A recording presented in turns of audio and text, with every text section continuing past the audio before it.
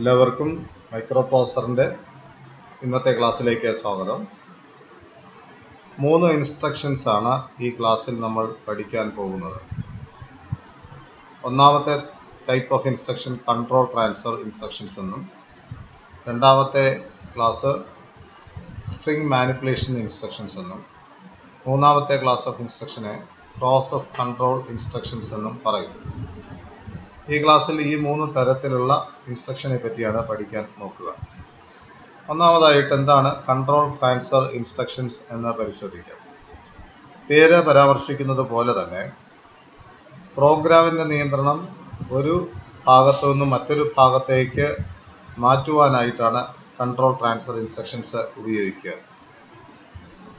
സ്വാഭാവികമായിട്ട് ഒരു program execute ചെയ്യുന്നതിനൊരു sequence ഉണ്ട്. ഒന്നാമത്തെ സ്റ്റേറ്റ്മെൻറ്റ് ആദ്യം, പിന്നെ രണ്ടാമത്തത്, മൂന്നാമത്തത്, ആ ഒരു ഓർഡറിലാണ് ഓരോ പ്രോഗ്രാമിലെ ഇൻസ്ട്രക്ഷൻസും എക്സിക്യൂട്ട് ചെയ്യുക. ഇതിൽ നമുക്ക് മാറ്റം വരുത്തേണ്ട സാഹചര്യത്തിലാണ് കൺട്രോൾ ട്രാൻസ്ഫർ ഇൻസ്ട്രക്ഷൻ്റെ ഉപയോഗം. അങ്ങനെ ഇവ 2 തരത്തിൽ കൺട്രോൾ നമുക്ക് മറ്റൊരു സ്ഥലത്തേക്ക് ട്രാൻസ്ഫർ ചെയ്യാനായിട്ട് പറ്റും. ഒരു കണ്ടീഷനെ അടിസ്ഥാനപ്പെടുത്തിയിട്ടാണെങ്കിൽ, ഏതെങ്കിലും ഒരു കണ്ടീഷനെ ആസ്പദമാക്കിയിട്ടാണെങ്കിൽ, ഒരു നിബന്ധന പ്രകാരമാണെങ്കിൽ അതിനെ കണ്ടീഷണൽ ട്രാൻസ്ഫർ എന്നും, ഒരു നിബന്ധനയും ഇല്ലാതെ വെറുതെ ഒരു പ്രോഗ്രാമിൻ്റെ എക്സിക്യൂഷൻ ഒരു സ്ഥലത്ത് നിന്ന് മറ്റൊരു സ്ഥലത്തേക്ക് മാറ്റപ്പെടുകയാണെങ്കിൽ അതിനെ അൺകണ്ടീഷണൽ ട്രാൻസ്ഫർ എന്നും പറയുന്നു. ഈ കണ്ടീഷൻസ് ഒക്കെ റെപ്രസെൻ്റ് ചെയ്യുന്നത് ഫ്ലാഗിലെ രജിസ്റ്ററിലെ ബിറ്റിനെ ആസ്പദമാക്കിയാണ്.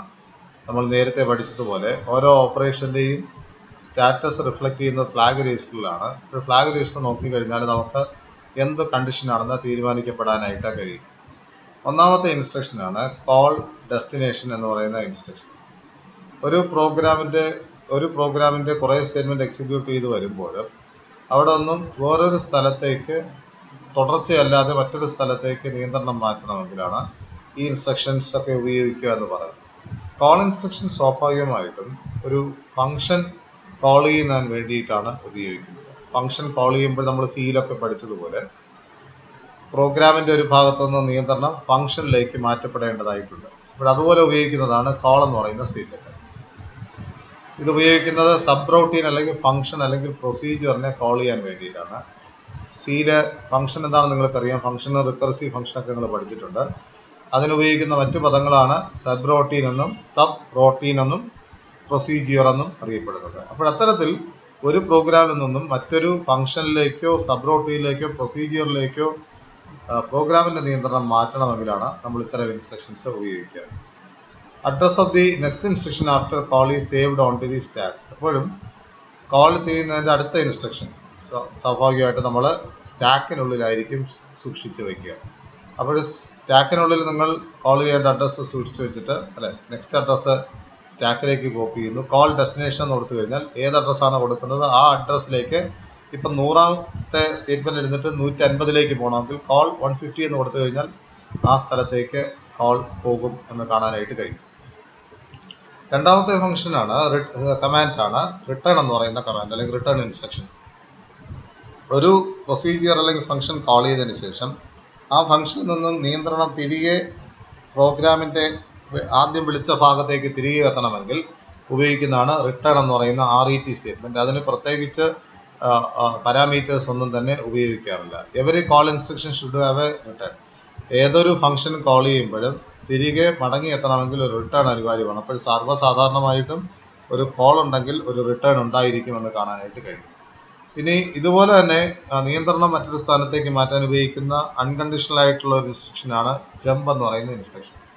JMP, jump destination. ഒരു സ്ഥലത്തിരുന്നിട്ട് ഓരോരു സ്ഥലത്തേക്ക് ജമ്പ് ചെയ്യണമെങ്കിൽ, ഇടയ്ക്കുള്ള കുറേ സ്റ്റേറ്റ്മെൻറ്റിനെ ബൈപ്പാസ് ചെയ്തിട്ട് കുറേ സ്റ്റേറ്റ്മെൻറ്റ് കഴിഞ്ഞിട്ട് ഓരോ സ്റ്റേറ്റ്മെൻറ്റിലേക്ക് മൂവ് ചെയ്യണമെങ്കിൽ, എക്സിക്യൂഷൻ ഫ്ലോ മാറണമെങ്കിൽ ഉപയോഗിക്കുന്നതാണ് JMP ഡെസ്റ്റിനേഷൻ എന്ന് പറയുന്നത്. ഇൻസ്ട്രക്ഷൻ അൺകണ്ടീഷണൽ ആണെന്നുള്ളതിന് സംശയമില്ല. Without checking any condition it performs it's job. ഇനി കണ്ടീഷണൽ ജമ്പുകളാണ് അടുത്ത് പഠിക്കുന്നത്. ഇതുവരെ പറഞ്ഞതും അൺകണ്ടീഷണൽ ആണെങ്കിൽ, കോളും JMPയും അൺകണ്ടീഷണൽ ആണെങ്കിൽ, ഇനി കണ്ടീഷണൽ ആയിട്ടുള്ള ജമ്പ് ഇൻസ്ട്രക്ഷനാണ് പഠിക്കുന്നത്. സ്വാഭാവികമായിട്ടും അത്തരം ജമ്പ് ഇൻസ്ട്രക്ഷൻ്റെ ഒരു ജനറൽ ഫോർമാറ്റാണ് ഇവിടെ കാണുന്നത്. JXX. XXൻ്റെ സ്ഥാനത്ത് മറ്റു 2 ലെറ്ററുകൾ, ഒന്നല്ലെങ്കിൽ 2 ലെറ്ററുകൾ കൂടി ചേർക്കുമ്പോൾ പല കണ്ടീഷണൽ ജമ്പ് സ്റ്റേറ്റ്മെൻറ്റായി ഈ സ്റ്റേറ്റ്മെൻറ്റ് മാറുന്നു എന്ന് കാണാനായിട്ട് കഴിയുന്നു. എല്ലാ കണ്ടീഷണൽ സ്റ്റേറ്റ്മെൻറ്റും വേറൊരു സ്റ്റേറ്റ്മെൻറ്റേക്ക് വേറൊരു സ്ഥലത്തേക്ക് പോകുന്നത് ഫ്ലാഗിനെ അടിസ്ഥാനപ്പെടുത്തിയായിരിക്കും, ഫ്ലാഗ് രജിസ്റ്ററിൻ്റെ വാല്യൂസിനെ അടിസ്ഥാനപ്പെടുത്തിയായിരിക്കും. ഈ ടേബിളിൻ്റെ ലെഫ്റ്റ് സൈഡ് നോക്കിക്കഴിഞ്ഞാൽ ഒന്നാമത്തെ കോളത്തിൽ കുറേ ന്യൂമോണിക്സ് നിങ്ങൾക്ക് കാണാനായിട്ട് കഴിയും. ജംപ് ഇഫ് എബവ് അതാണ് JA. ചിലപ്പോൾ ഒരു ലെറ്ററേ കാണത്തുള്ളൂ, ചിലപ്പോൾ 2 ലെറ്റർ കാണാം, അല്ലെങ്കിൽ 2 അല്ലെങ്കിൽ 3 ലെറ്ററുകൾ ഉപയോഗിച്ചുള്ള ന്യൂമോണിക്കുകളാണ് ജമ്പ് സ്റ്റേറ്റ്മെൻറ്റിന് വേണ്ടി ഉപയോഗിക്കുക. ഒരു സ്റ്റേറ്റ്മെൻറ്റ് മനസ്സിലായി കഴിഞ്ഞാൽ മറ്റു സ്റ്റേറ്റ്മെൻറ്റുകൾ നിങ്ങൾക്ക് വളരെ വേഗത്തിൽ മനസ്സിലാക്കാനായിട്ട് കഴിയും. JA എന്ന് പറഞ്ഞു കഴിഞ്ഞാൽ ജംപ് ഇഫ് എബവ്. CF എന്ന് പറയുന്ന ഈക്വൽ ടു 0യും ZF 0യും ആകുന്ന സാഹചര്യത്തിലാണ് JA എന്ന് പറയുന്ന ജമ്പ് സ്റ്റേറ്റ്മെൻറ്റ് എക്സിക്യൂട്ട് ചെയ്യുന്നത്. എപ്പോഴാണ് ഒരു ഓപ്പറേഷൻ ചെയ്ത് കഴിയുമ്പോൾ അക്യുമുലേറ്ററിൽ 0 വന്നപ്പോഴാണ് ZF 0 ആയിട്ട് സെറ്റ് ചെയ്യുന്നത്. ക്യാരി ഫ്ലാഗ് 0 ആകുന്ന സമയത്ത്, അല്ലെ ക്യാരി ജനറേറ്റ് ചെയ്യുന്ന സമയത്ത് ക്യാരി ഫ്ലാഗ് 0 ആകും. അപ്പോൾ ജമ്പ് ഇഫ് എബവ് ആണെങ്കിൽ എബവ് എന്ന് പറയുന്ന കണ്ടീഷൻ സാറ്റിസ്ഫൈ ചെയ്യണമെങ്കിൽ CFഉം ZF 0 ആയിരിക്കണം. അങ്ങനെ വരുന്ന സാഹചര്യത്തിൽ JA കഴിഞ്ഞു വരുന്ന ഒരു അഡ്രസ്സ് JA 1000 എന്നുള്ളത് കൊടുത്തു കഴിഞ്ഞാൽ അതിന് തൊട്ട് മുമ്പിലത്തെ ഓപ്പറേഷൻ റിസൾട്ട് ചെയ്യുന്ന ക്യാരി ഫ്ലാഗും Z ഫ്ലാഗും 0 ആണ് സെറ്റ് ചെയ്യുന്നതെങ്കിൽ JA എന്ന് പറയുന്ന 1000 ആണെങ്കിൽ 1000 എന്ന് പറയുന്ന സ്ഥലത്തേക്ക് കണ്ടീഷണലായിട്ട് ഈ കണ്ടീഷനെ അടിസ്ഥാനപ്പെടുത്തി ജമ്പ് ചെയ്യുന്നു എന്ന് കാണാനായിട്ട് കഴിയും. Jump if above and equal എപ്പോഴാണോ CFന്റെ കണ്ടന്റ് മാത്രം 0 ആകുന്നത് അത്തരം സാഹചര്യത്തിലാണ് എബവ് ആൻഡ് ഈക്വൽ എന്ന് പറയുന്ന കണ്ടീഷൻ സാറ്റിസ്ഫൈ ചെയ്യുന്നത് JAE. ബിലോ ആണെങ്കിൽ CF 0 ആണെങ്കിൽ എബവ് ആണെങ്കിൽ CF 1 ആയി കഴിയുമ്പോൾ ബിലോ ആവുന്നു. ബിലോ ആൻഡ് ഈക്വൽ ആണെങ്കിൽ നിങ്ങൾക്ക് കാണാനായിട്ട് കഴിയും CF ഈക്വൽ ടു 1ഉം ZF ഈക്വൽ ടു 1ഉം ആകുന്നു. ജമ്പ് ഇഫ് ക്യാരി എന്ന് പറഞ്ഞു കഴിഞ്ഞാൽ ലാസ്റ്റ് ഓപ്പറേഷൻ ക്യാരി ജനറേറ്റ് ചെയ്തിട്ടുണ്ടെങ്കിൽ CF സെറ്റ് ചെയ്യും. അങ്ങനെയാണെങ്കിൽ JC എന്ന് കൊടുക്കുന്നു. JC 500 എന്ന് പറഞ്ഞു കഴിഞ്ഞാൽ 500 എന്ന് പറയുന്ന ലൊക്കേഷനിലേക്ക് ജമ്പ് ചെയ്യുന്നു. ജമ്പ് ഇഫ് ഈക്വൽ എന്ന് പറഞ്ഞു കഴിഞ്ഞാൽ ZF എന്ന് പറയുന്നത് 0 ആണെങ്കിൽ 0 ഫ്ലാഗ് സെറ്റ് ചെയ്തിട്ടുണ്ടെങ്കിൽ JE ഇൻസ്ട്രക്ഷൻ എക്സിക്യൂട്ട് ചെയ്യും. JNC എന്ന് പറയുന്ന ജമ്പ് ഇഫ് നോട്ട് ക്യാരി, നേരത്തെ എൻ്റെ JCയുടെ ഓപ്പോസിറ്റ് ആണ് JNC, JEയുടെ ഓപ്പോസിറ്റ് ആണ് JNE. Jump if not equal JNZ എന്ന് പറയുന്നത് JZന്റെ ഓപ്പോസിറ്റ് ആണ്, ജമ്പ് ഇഫ് 0യുടെ ഓപ്പോസിറ്റ് ആണ് JNZ. JP എന്ന് പറഞ്ഞാൽ പാരിറ്റി ഈവൻ ആണെങ്കിൽ JPE എന്ന് പറയുന്ന ഇൻസ്ട്രക്ഷൻ എക്സിക്യൂട്ട് ചെയ്യും. ഇപ്പം JPE 750 നമ്മൾ കൊടുത്തിട്ടുണ്ടെങ്കിൽ നമ്മളിപ്പോൾ നിൽക്കുന്ന സ്റ്റേറ്റ്മെന്റ് 500 ആണെങ്കിൽ പാരിറ്റി ഫ്ലാഗിന്റെ ബിറ്റ് 1 ആണെങ്കിൽ ആ ലൊക്കേഷനിലേക്ക് 750ലേക്ക് ജമ്പ് ചെയ്യും. ഇല്ലെങ്കിൽ ഇപ്പോഴും 500 ഇരിക്കുകയാണെങ്കിൽ 502ലേക്ക് അടുത്ത സ്റ്റേറ്റ്മെന്റിലേക്ക് പോകും എന്ന് കാണാനായിട്ട് കഴിയും. അതുപോലെ തന്നെ ഓഡ് പാരിറ്റി. ഇപ്പോൾ ഈ ടേബിൾ നോക്കിക്കഴിഞ്ഞാൽ നമുക്ക് മനസ്സിലാകും കുറേ അധികം ഇൻസ്ട്രക്ഷൻ നമ്മൾ ഇതിനകത്ത് പഠിക്കുന്നുണ്ട്. 12ഓളം ഇൻസ്ട്രക്ഷനകത്ത് ലിസ്റ്റ് ചെയ്തിട്ടുണ്ട്. അത് ഡിപ്പെൻഡ് ചെയ്യുന്ന കണ്ടീഷൻസ് ഏറ്റവും വലത്തേറ്റത്ത് കൊടുത്തിട്ടുണ്ട്. അതിന്റെ മീനിങ് ആണ് നടുക്ക് കൊടുത്തിരിക്കുന്നത്. അതിനുപയോഗിക്കുന്ന ആ ഇൻസ്ട്രക്ഷൻ ഉപയോഗിക്കുന്ന ന്യൂമോണിക്സ് ആണ് നമ്മൾ ഫസ്റ്റ് കോളത്തിൽ കൊടുത്തിരിക്കുന്നതായിട്ട് കാണാനായിട്ട് കഴിയും. ഇനി അടുത്തുള്ള കൺട്രോൾ ട്രാൻസ്ഫർ ഇൻസ്ട്രക്ഷൻസ് ആണ്. ലൂപ്പ് DS എന്ന് പറയുന്ന ഇൻസ്ട്രക്ഷൻ ആണ്. Loop destination is A looping instruction ആണ്. നമ്മുടെ ഫോർ ലൂപ്പ്, വൈൽ ലൂപ്പ് ഒക്കെ നമ്മൾ സിയിൽ പഠിച്ചിട്ടുണ്ട്. അതുപോലെ ലൂപ്പിങ്ങിന് ഉപയോഗിക്കുന്ന ഒരു ഇൻസ്ട്രക്ഷൻ ആണ് loop DES. The number of times looping is required is placed in the CX register. എത്ര പ്രാവശ്യം നിങ്ങൾക്ക് ആ ലൂപ്പ് എക്സിക്യൂട്ട് ചെയ്യണോ അത്ര പ്രാവശ്യം ആ നമ്പർ എവിടെ കൊടുക്കണം, CX എന്ന് പറയുന്ന രജിസ്റ്ററിനകത്ത് സ്റ്റോർ ചെയ്യണം. ഓരോ പ്രാവശ്യം ഐട്രേഷൻ കഴിയുമ്പോഴും content of CX is decremented. CXന്റെ കണ്ടന്റ് ഒന്ന് വെച്ച് കുറഞ്ഞുകൊണ്ടിരിക്കും. ZF is check whether the loop again or not. Loop അടുത്ത് റിപ്പീറ്റ് ചെയ്യണോ വേണ്ടയോ എന്ന് തീരുമാനിക്കുന്നത് ZF നോക്കിയിട്ടാണ്. എപ്പോഴാണോ CX എന്ന് പറയുന്ന രജിസ്റ്റർ 0 ആവുന്നത്, CX ഞാൻ പറഞ്ഞു ആദ്യം 10 സെറ്റ് ചെയ്തിട്ടുണ്ടെങ്കിൽ 10 പ്രാവശ്യം നിങ്ങൾക്ക് ലൂപ്പ് എക്സിക്യൂട്ട് ചെയ്യണമെങ്കിൽ ആദ്യം 10 സെറ്റ് ചെയ്യുന്നു. ഓരോ പ്രാവശ്യം ഐട്രേഷൻ ചെയ്യുമ്പോൾ ഓരോന്ന് വീതം കുറയുന്നു. അങ്ങനെ CX എന്ന് പറയുന്ന ഓപ്പറേഷൻ കുറഞ്ഞ് അവസാനം CXന്റെ വാല്യൂ 0 ആവുന്ന സമയത്താണ് ലാസ്റ്റ് ഓപ്പറേഷൻ. 0 ആയതുകൊണ്ട് ZF 0 ആവുന്നു. ZF 0 ആവുന്ന സമയത്ത് ആ ലൂപ്പ് എക്സിറ്റ് ചെയ്യുന്നതായിട്ട് കാണാനായിട്ട് കഴിയും. അപ്പോൾ അങ്ങനെ ലൂപ്പ് ചെയ്യുന്നതിന് മുൻപായിട്ട് നിങ്ങൾ അവിടെ വയ്ക്കണം,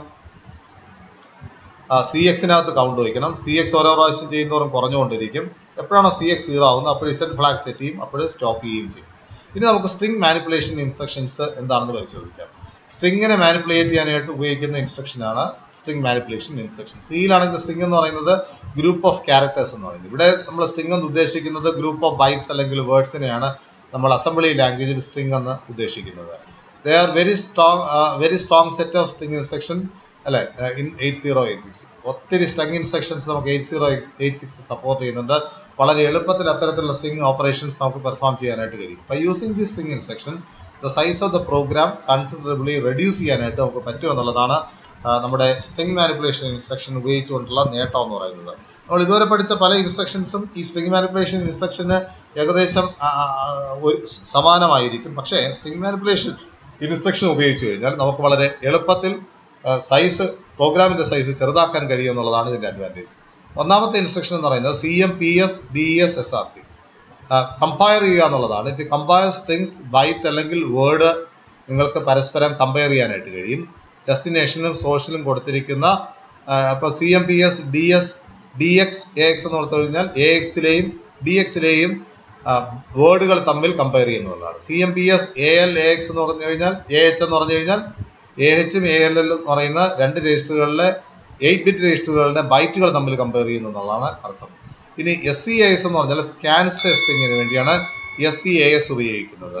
ഒരു സ്ട്രിങ് സ്കാൻ ചെയ്യാനായിട്ട് ഒന്നാമത്തെ ക്യാരക്ടർ മുതൽ അവസാനത്തെ ബൈറ്റ് വരെ ഇങ്ങനെ സ്കാൻ ചെയ്യാനായിട്ടാണ് ഇത് ഉപയോഗിക്കുന്നത്. It compares the string with byte in AL or with word in AX. ഇതിന് നമുക്ക് സ്ട്രിങ്ങിന് നമുക്ക് ബൈറ്റ് അല്ലെങ്കിൽ വേർഡ് നമുക്ക് ഉപയോഗിക്കാനായിട്ട് കഴിയും.